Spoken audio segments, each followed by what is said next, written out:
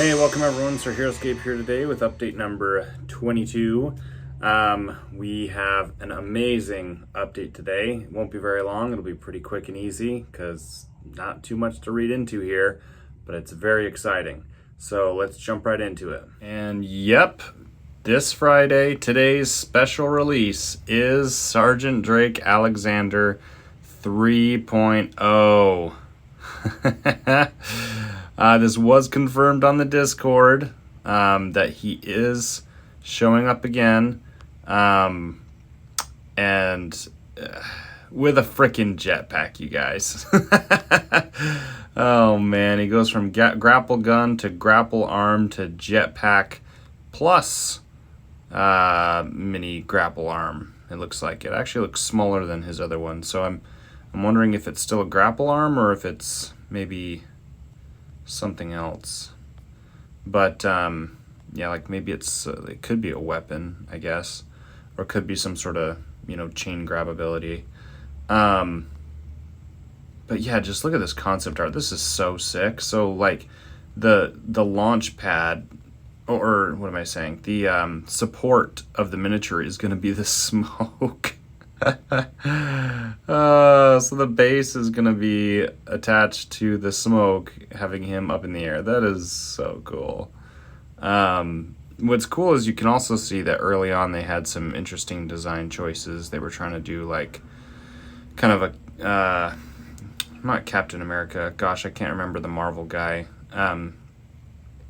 Well, Captain Falcon, I don't know. But yeah, I mean the wings were an interesting choice. Actually, even a mechanical arm, it looks like. Huh, okay. So, early concept, mechanical arm, well, that looks just like armor legs, and then mechanical wings. But Craig Van Ness was on the Discord today chatting and just basically saying that's early concept art, that's not the miniature. The final design is the jetpack. And so that is going to be the miniature design. And which was interesting, one thing he mentioned was that it had to do with the Thorian speed. He said that, this makes him bigger, more obvious, bigger target, right? And Thorian speed, the reason why he can't be attacked by normal attacks is because he's so fast, shifty, and nimble, and, agile. That's the idea, right? And so with big bulky wings and bulky armor, you don't, that doesn't really work. So instead they gave him tactical jetpack, which I think makes a lot more sense, and maintained the OG look there, which is just so cool. Frickin' Sergeant Drake with his katana. Oh man, that is so cool. The other thing Craig said is that we should be pretty excited about the abilities. Now, we already know two abilities, right? We know one ability is Thorian speed, that was confirmed. The other ability is either flying, or it's similar to the grapple arm from version 2.0, where the jetpack isn't a sustained flight ability, but rather a temporary, instead of moving normally, he can move up to 4 or 5 spaces any space, right? Or something like to that effect, right? Or maybe if it's even farther, maybe it's like 6 or 7 spaces, I don't know. So, more of a temporary launch rather than a consistent flight, I think might be the case there. So we know two of the abilities. Now, generally speaking, cards, rarely see 4 powers. 3 is pretty normal. 2 and 3 is pretty normal. So if we know 2 of them, I imagine we'll probably get 1 more. I could see 2 more in version 3.0, but again, like I said, that's pretty rare. So anyway, not much else to look at here. I mean, it just looks freaking awesome. I'm just super excited. So in terms of concept art, that's basically it. But we do have some theorizing to do.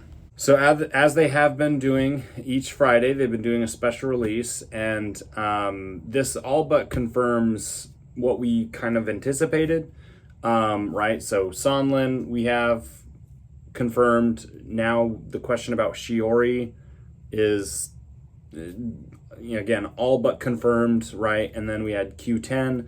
Now we have Drake. The final piece is Raylan. So do we get a 3.0 Raylan? man, I don't really know. Because here's the thing, 1.0 was so OP, 80 points, plus 2 defense within 4. Okay, they tried to fix that with version 2. I think version 2 is actually really good. Maybe a little bit overpriced, but not by much. She's 120. Could have been 100 to 110, maybe a little bit above. Maybe 120 was a little too high. But you had the extended aura, 6, for plus 1 defense. And so if they're really going to bring back a 3.0 Raylan, they have to consider the competitive scene and what actually makes sense for like when you start out with OP Raylan in the competitive scene, as the first version, how do you make it seem like the unit has progressed in the storyline without it also being just as strong as the original, right?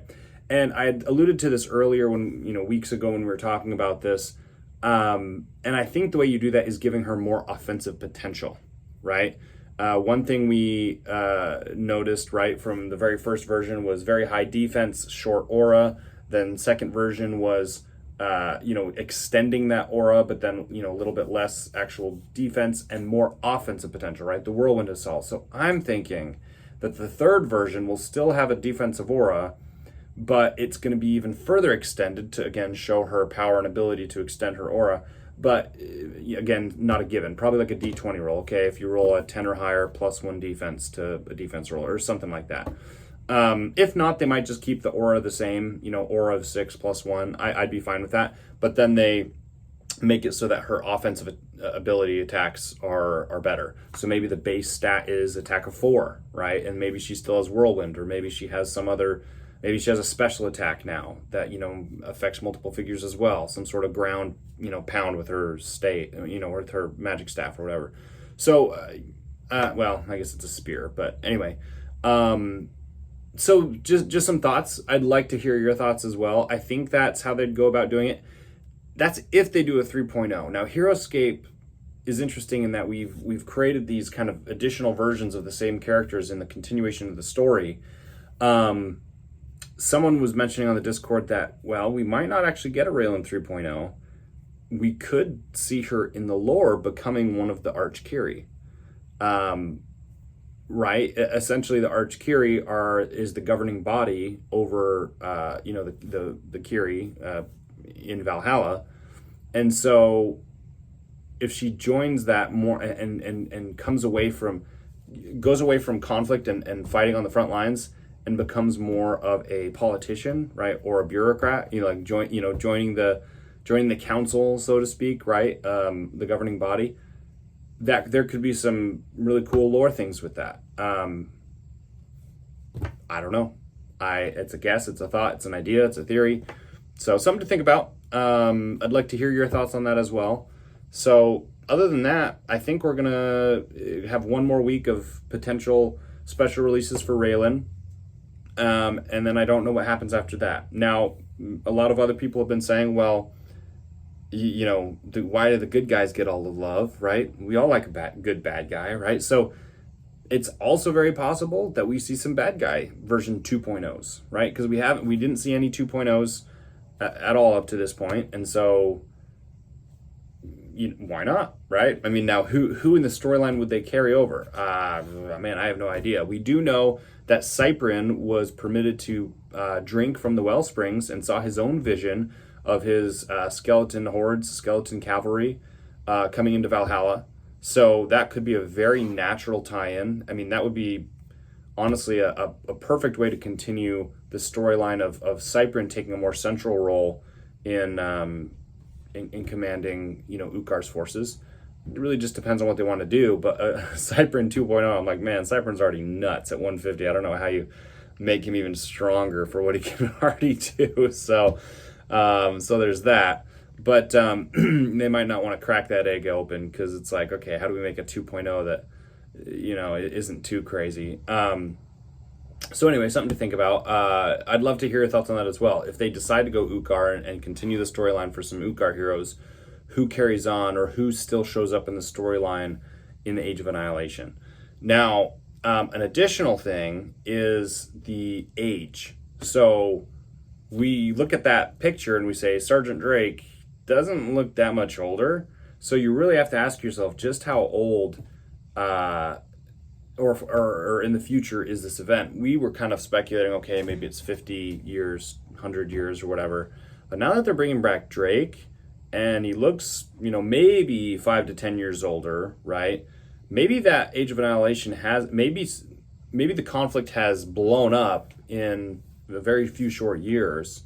And so the Age of Annihilation really isn't that much farther in the future. That's my thought anyway. Because you think about it, like World War II, World War One, I mean, they weren't like 20 years long, right? They had a huge, massive impact on the world. They had, so much happened in that short period of time. There's been longer wars than those world wars, but the world wars had a massive impact. So I think it's not out of the realm of possibility that this epic or era that we were in really isn't that much farther in the future, right? Just a lot has happened, right? And so, the power of the well springs and the ability to learn and grow and perfect, the using the well springs may have just exponentially grown during the conflict. And so then we have obviously these other planets and galaxies that might be pulled in to the conflict now. So anyway, a lot to think about, a lot to speculate on. Share your thoughts. Love to hear what you think. You guys share some really good ideas and thoughts that I think is really cool. And I know that some of the designers are in the comments checking. So, if you come up with any cool ideas, who knows, maybe you'll give them an idea and they'll go off and have a discussion and come up with something. Because we do have a real impact. They're listening to the community. So if we come up with a cool idea, it's very possible that they decide to take that idea and run with it. So never hurts to share your thoughts. So anyway, that's it for today, y'all. Thank you guys for watching, and we will see you guys next time.